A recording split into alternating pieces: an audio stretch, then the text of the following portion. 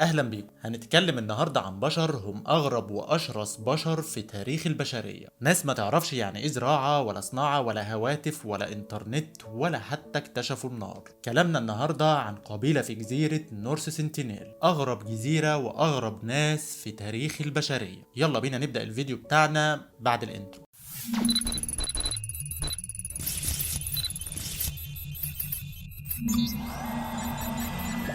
جزيرة سنتينيل جزيرة هندية منعزلة بتقع في المحيط الهندي، بتسكنها قبيلة بدائية وعدائية جدا لدرجة إن محدش بيقدر يقرب من الجزيرة. كلمة سنتينيل بتعني الحارس، وده لأن سكان الجزيرة بيقوموا بحراستها باستمرار علشان يمنعوا أي حد من زيارة الجزيرة أو الاقتراب منها، علشان تكون الجزيرة دي أخطر مكان في العالم للزيارة، وبرضه أخطر مكان على كوكب الأرض، وموطن لأكتر القبائل عزلة في العالم. سكان الجزيرة دي هم قبيلة من السكان الأصليين اللي قاموا بعزل نفسهم عن العالم كله، وما عندهمش أي فكرة عن التقدم التكنولوجي أو الحياة الحديثة على الإطلاق، وما بيرحبوش بأي حد يحاول إنه يدخل الجزيرة بتاعتهم ويخترق عالمهم. وأي حد بس بيقرب من الجزيرة أو بيحاول يدخلها بيكون مصيره حاجة واحدة بس، وهي الموت. الحقيقة إن عمر جزيرة سنتينيل حوالي 60,000 سنة، وعدد سكانها الحالي يقدر ما بين 40 ل 500 شخص فقط. لكن الحقيقة إن محدش يعرف عدد سكانها بالظبط، لأن الزيارة ليها ممنوعة، وزي ما قلنا محدش يقدر يقرب حتى منها، علشان كده محدش يعرف عدد سكانها بالظبط. جزيرة نورث سنتينيل واحدة من أغرب وأشرس الأماكن الموجودة على كوكب الأرض، مكان مجهول محدش يعرف عنها أي حاجة،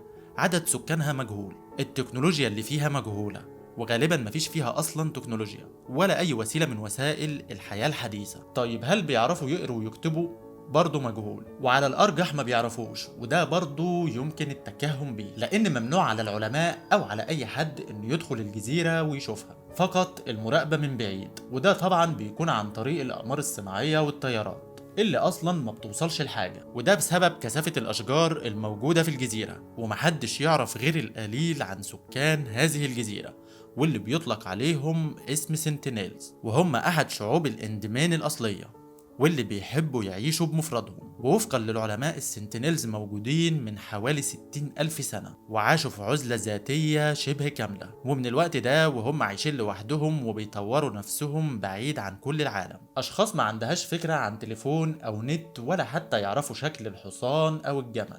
الحقيقة إن بعض الباحثين اتمكن من إلقاء نظرة على سكان هذه الجزيرة. يقال إنهم أشخاص قصيرين نسبيا، متوسط طولهم تقريبا 165 سم، وقالوا إن ده بيرجع لصغر حجم الجزيرة. ولاحظ العلماء جلدهم الداكن اللامع وأسنانهم الحادة وعضلاتهم القوية. بيعيشوا السنتينيلز على الصيد كما العصور الوسطى بالظبط، وما زالوا بيستخدموا الأسهم والحراب في اصطيادهم للحيوانات البرية، وكمان بيستخدموهم كسلاح للدفاع بيه عن جزيرتهم. ده غير انهم طبعا عايشين على اصطياد الاسماك من البحر، وعن طريق مراقبتهم يعتقد انهم ما يعرفوش حاجة عن الزراعة، وبرضه يعتقد انهم ما وصلوش لكيفية اشعال نار، يعني ممكن يكونوا ما بيعرفوش حتى يشعلوا نار، وبيعيشوا في اكواخ صغيرة في الجزيرة. طبعا كل ده ما هو الا اعتقاد واجتهاد من العلماء، لان طبعا ما حدش من العلماء دخل الجزيرة وعرف يدرسها دراسة كاملة. الحقيقة ان العلماء على استعداد يعملوا اي حاجة لدراسة هذه الحضارة الغريبة والفريدة من نوعها، ولكن طبعا للأسف ممنوع عليهم زيارتها، مش بس من سكان الجزيرة بل من الحكومة الهندية نفسها. وعلى الرغم من عدم وجود اتفاق بين الحكومة الهندية وسكان الجزيرة، الا ان السلطات الهندية بتتأكد من عدم ازعاج السنتينيلز، والسبب الرئيسي هو عزلة القبيلة بعد ما عاشوا آلاف السنين في عزلة خارجية، وعلشان كده بتعتبرها الحكومة الهندية محمية طبيعية ممنوع الاقتراب منها. وده برضو ما اختلفش كتير عن رغبة سكان هذه الجزيرة، لأنهم فعلا مجانين حرفيا،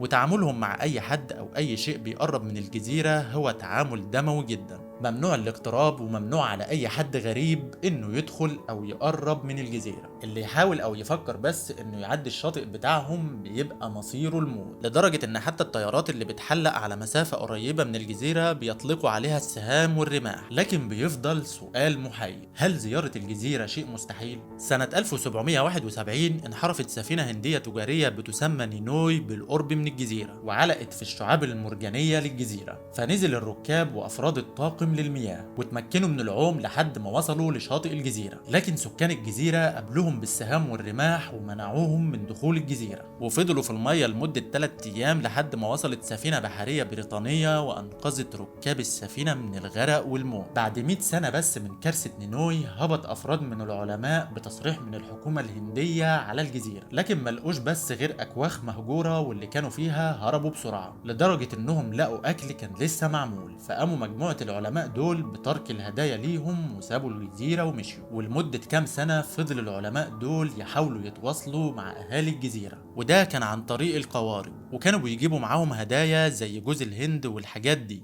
علشان يدوها لأهالي الجزيرة. وفضلوا على الحال ده لسنوات بدون يأس، لحد ما أخيرا صبر العلماء ده أتى بثماره. في أوائل سنة 1991 وأثناء ما كان العلماء بينزلوا الهدايا على الشاطئ، جت مجموعة من سكان الجزيرة علشان ياخدوا هداياهم بدون أسلحة. وبالفعل اقترب أهالي الجزيرة من الغرباء أو من العلماء أكتر من أي وقت مضى. وفي نفس اليوم لما رجع العلماء ومعاهم الهدايا، لقوا أكتر من 20 شخص على الشاطئ من سكان الجزيرة بيستقبلوهم، وكان واضح إن في سلام أو إنهم مستعدين للسلام. وبالفعل قابلوهم بترحاب غريب، وبدأوا يرقصوا مع بعض ويغنوا كمان، وانبسطوا وأكلوا مع بعض وعملوا كل حاجة. كان ترحاب حار بعد انعزال كبير، لكن الضيافة الحارة دي ما استمرتش كتير وكان ليها حدود. في زيارة تانية للعلماء بعد عدة أسابيع، أشار لهم رجل من سكان الجزيرة بأنه حان وقت الرحيل، وده كان عن طريق سحب سكينه والإيماء بأنهم غير مرغوب فيهم. وللأسف الصداقة دي ما تجاوزتش أكتر من الرقص والاحتفال، وما قدرش أي طرف من الطرفين إنه يتكلم مع التاني، لأنهم كانوا طبعا بيتكلموا بلغة غير مفهومة. ودي كانت تعتبر أول وآخر زيارة بالقرب ده، ومن بعديها رجعوا لأسلحتهم ومنعوا أي حد حتى من الاقتراب للجزيرة. بعد كارثة تسونامي سنة 2004، الحكومة الهندية قررت إنها تبعت هليكوبتر للجزيرة علشان ينقذوا أهل الجزيرة ويقدموا ليهم مساعدات. ولما قربت الطيارة من الجزيرة، برضه لقوا إن أهل الجزيرة كانوا ثابتين على موقفهم، وقرروا مهاجمة الطيارة بالسهام والأسلحة اللي معاهم. فعرفت الحكومة ان هم بخير واضطروا ان هم يرجعوا تاني. بعد الواقعة دي بسنتين، وتحديدا سنة 2006، كان فيه 2 صيادين راكبين المركب بتاعتهم وبيصطادوا. فاثناء ما هم بيرتاحوا راحت عليهم نومة، والمركب خدتهم وراحت على شاطئ الجزيرة، وانتهى بهم المطاف طبعا بقتلهم ودفن جثمانهم. ومن بضع سنوات وصل سائح امريكي مغامر للجزيرة واللي اسمه جون إلين شاو، ودفع ل2 صيادين حوالي 30,000 دولار مقابل بس انهم يوصلوه للجزيرة. وحاول تشاو الاتصال بسكان الجزيرة أكتر من مرة، لكن كل شيء انتهى زي ما كان متوقع. قتلوه السنتينيز بالأقواس والسهام، ولحد النهاردة محدش يعرف حتى عنه حاجة. وتم اعتقال الصيادين بعد كده من قبل السلطات الهندية. ولحد النهاردة ما تزال جزيرة سنتينيل واحدة من أكتر الأماكن غموض، ومن أكتر الأماكن اللي تم دراستها بشكل سيء على كوكب الأرض. ومش ممكن لأي حد التكهن بإيه الموجود في أعماق غاباتها، وإيه اللي بتخفيه قبيلة عايشة في الجزيرة منذ العصور الوسطى. لو عجبك الفيديو اعمل اعجاب، وانزل اشترك في القناة وفعل زر الجرس علشان يوصلك كل جديد. شكرا ليكم واشوفكم الحلقة الجاية.